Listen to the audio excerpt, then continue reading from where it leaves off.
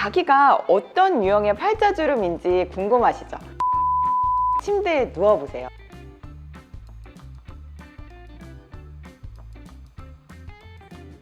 안녕하세요. 당신의 매력을 올려드리는 유올림TV 장수지 원장입니다.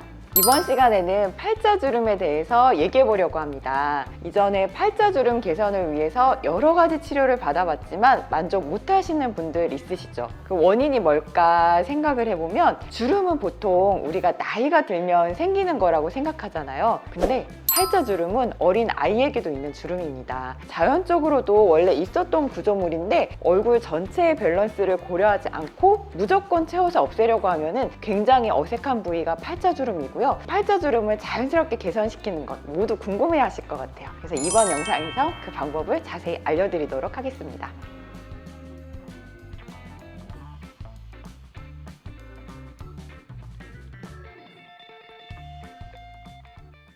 팔자주름이 더 짙어지는 원인 크게 세 가지가 있습니다. 첫 번째는 탄력이 감소하는 경우인데요. 탄력이 감소하는 경우 피부가 이제 중력 방향으로 아래쪽으로 처지면서 피부 팔자골이 더 깊어지게 됩니다. 탄력이 떨어져서 생긴 팔자주름을 그냥 채워 넣게 되면 앞에서 봤을 때는 주름이 없이 매끈해 보이는데 옆에서 봤을 때 원숭이처럼 인매가 어색해질 수 있습니다. 두 번째는 볼륨이 소실되면서 생기는 팔자주름입니다. 우리가 나이가 들면 얼굴의 피하 지방도 감소하고 피부 속 콜라겐이 감소하면서 얼굴 볼륨이 줄어들게 되는데요. 그러면 이 코 옆 삼각존부터 입가까지 길게 패인 주름이 생기게 됩니다. 팔자주름 볼륨이 꺼져서 생겼을 경우에는 결국 볼륨을 줄 수 있는 시술을 해야 되는데요. 여기서 저의 노하우가 한 가지 있어요. 울트라콜 셀프 시술할 때 제가 눈 밑 꺼짐만 교정하지 않고 꺼짐이 연결된 앞광대 부위까지 같이 체크해야 된다고 설명드렸잖아요. 팔자주름도 마찬가지예요. 팔자주름만 꺼지시는 분들도 있지만 대부분은 이 앞광대 볼륨도 같이 꺼집니다. 근데 이 팔자주름만 딱 매끈하게 메꿔놓고 나면 어딘지 모르게 좀 어색해지는 얼굴이 될 수 있어요. 이 앞광대도 꺼져 있는지 같이 체크를 해야 됩니다. 세 번째 경우는 탄력과 볼륨 소실이 함께 있는 경우입니다. 이 경우에는 탄력도 올려주고 볼륨을 좀 올려줄 수 있는 시술을 같이 해야 됩니다. 자기가 어떤 유형의 팔자주름인지 궁금하시죠? 쉽게 알 수 있는 방법이 있는데요. 손거울을 들고 한번 침대에 누워보세요. 누워서 거울을 봤을 때 코 옆이랑 앞볼, 입가 연결하는 부분이 꺼지지 않고 잘 매끈하게 연결되어 있다. 그런 경우에는 탄력이 떨어져서 생기는 팔자주름입니다. 누워있을 때는 골이 없었는데 앉아서 보니까 축 처진 팔자주름이 보인다. 이런 분들은 탄력을 개선시킬 수 있는 시술을 하셔야 되고요. 누워서 봤을 때도 코 옆이랑 입가 쪽이 쑥 들어가 있다. 이런 분들은 볼륨을 채워줄 수 있는 시술을 하셔야 됩니다.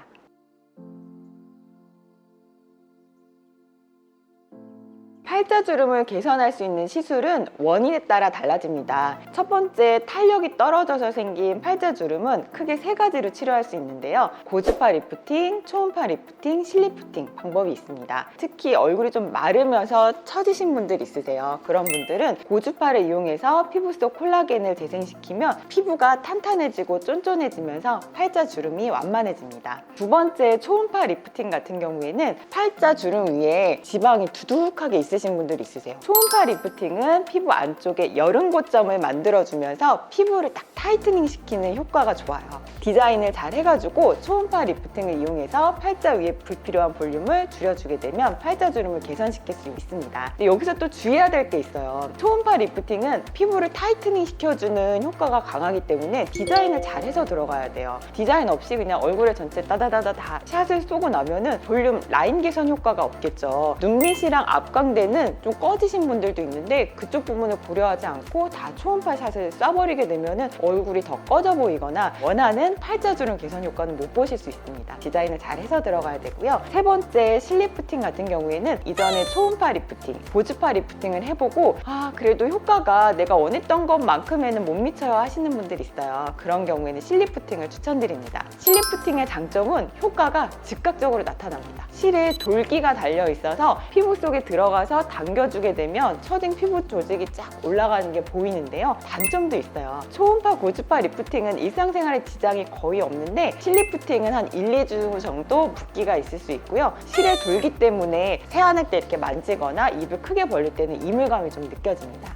볼륨이 떨어져서 생긴 경우의 치료 방법은 크게 두 가지가 있습니다. 첫 번째는 필러예요. 요즘 필러 싫어하시는 분들도 많은데 필러는 되게 가성비가 좋고 효과가 즉각적인 장점이 있어요. 한 번의 시술만으로도 볼륨 효과를 많이 줄 수 있고요. 단점은 이 필러가 잘 넣어놔도 뭉치거나 이동하는 경우가 있습니다. 특히 팔자주름 같은 경우에는 우리가 이렇게 항상 말을 하고 웃고 또 음식을 먹고 하기 때문에 팔자주름의 꺼진 부분에 잘 넣어놔도 앞볼 쪽으로 밀려 올라가는 경우가 있습니다. 두 번째는 콜라겐 재생주사인데요. 콜라겐 재생주사는 자신의 콜라겐이 올라오는 거기 때문에 뭉치거나 이동하지 않습니다. 단점은 1회 시술로는 올라오는 볼륨의 양이 많지 않습니다. 그래서 보통 같은 부위를 한 달 간격으로 3번 정도 시술하고요. 그럼 이 3번 시술하고 났을 때 결과가 필러랑 같냐? 그렇지 않습니다. 필러랑은 성상이 다르기 때문에 올라오는 볼륨의 형태가 달라요. 그래서 필러 시술도 마찬가지지만 콜라겐 재생주사는 경험 많은 의사 선생님한테 받으시는 것이 좋습니다.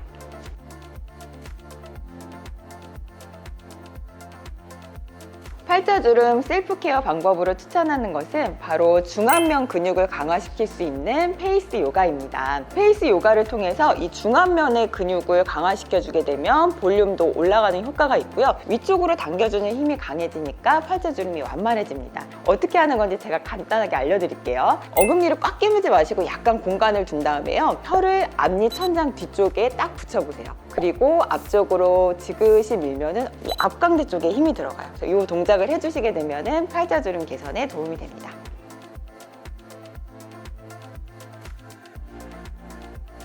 네, 팔자주름을 조기에 예방하려면 흡연을 피해 주셔야 되고요. 과음하시는 것도 피해 주셔야 돼요. 이 두 가지는 피부 노화를 가속화시키는 거기 때문에 정말 피해 주셔야 되고요. 그리고 한쪽으로 턱을 괸다거나 아니면 주무실 때 한쪽으로 주무시는 분들 있잖아요. 팔자주름을 악화시킬 수 있어서 피해 주셔야 되고요. 이렇게 오므리는 동작을 하는 것도 이 근육을 많이 쓰게 되면서 주름이 깊어질 수 있기 때문에 이런 생활 습관을 가지고 계신다면 교정해 주시는 것이 좋습니다.